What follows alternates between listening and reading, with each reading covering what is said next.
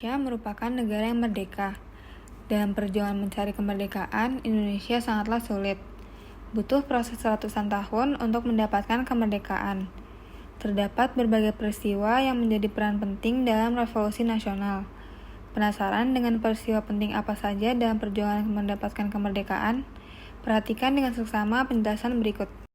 Pertama, politik etis tahun 1901. Politik etis atau yang biasa dikenal dengan politik balas budi merupakan pemikiran yang menyatakan bahwa pemerintah kolonial memegang tanggung jawab moral bagi kesejahteraan pribumi.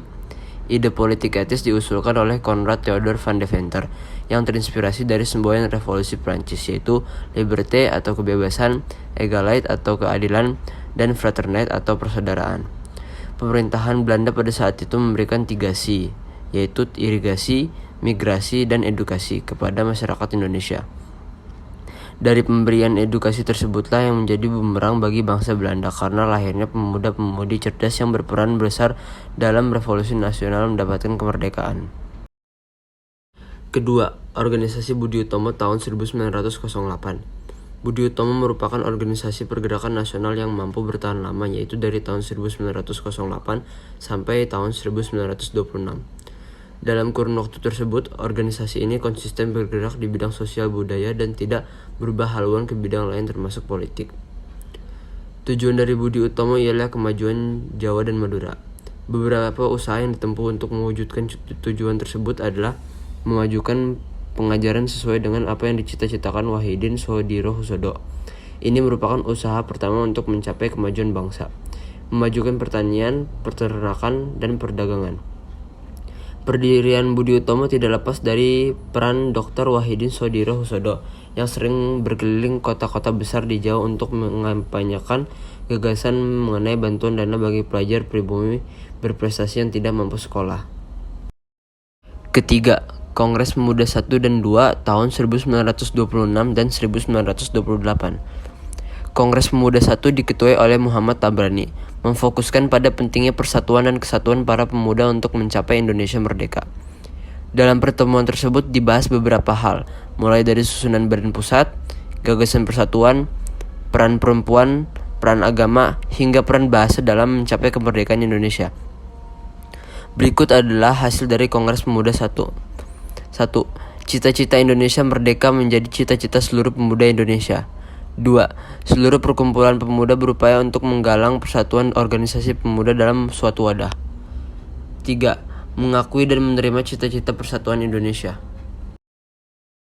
Kongres Pemuda 2. Kongres ini dibagi menjadi 3 rapat, di mana pada sesi kedua Kongres Pemuda 2 membahas masalah pendidikan. Kongres Pemuda 2 adalah hasil dari kegagalan Kongres Pemuda 1 pada tahun 1926 untuk mewujudkan cita-cita persatuan pemuda.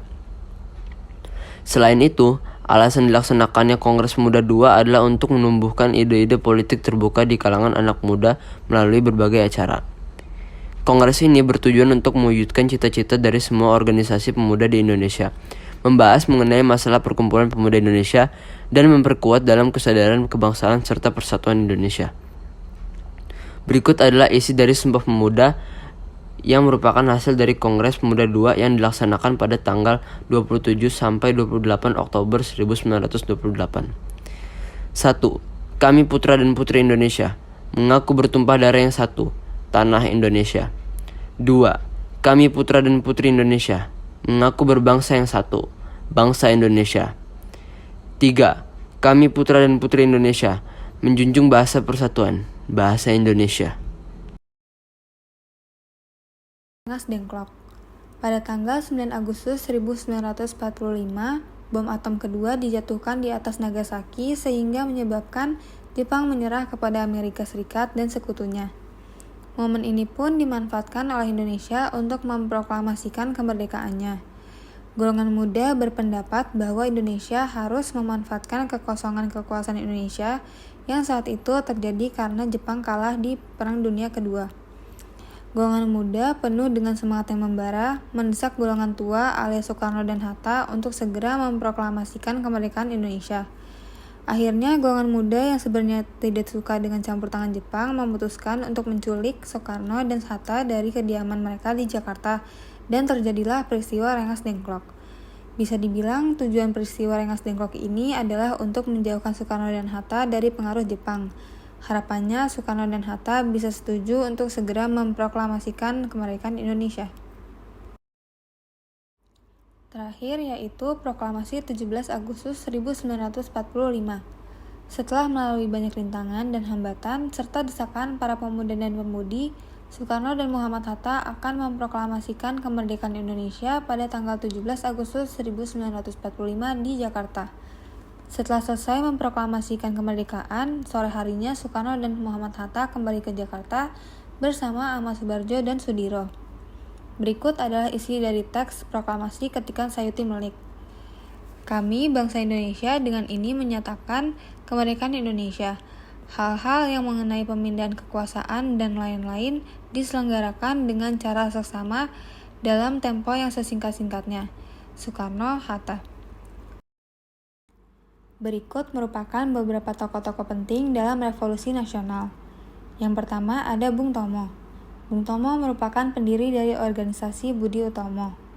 Yang kedua ada 3 serangkai, Dr. Daus Dekar, Dr. Cipto Mangunkusumo, dan Ki Hajar Dewantara. Merupakan pendiri dan pemimpin dari partai politik Indisch Partij. Yang ketiga ada Sugondo Joyo Puspito. Merupakan pemimpin dari Kongres Pemuda II yang melahirkan Sumpah Pemuda. Yang keempat ada Dr. Randus Mohatta. Menjadi seorang anggota Panitia 9 yang dimana melakukan perumusan terhadap Piagam Jakarta. Yang terakhir ada Insinyur Soekarno, Bapak Proklamasi. Berikut merupakan penjelasan tentang peristiwa-peristiwa revolusi nasional sebelum proklamasi. Semoga penjelasan kami dapat dimengerti dan dipahami. Kurang lebihnya mohon maaf. Terima kasih.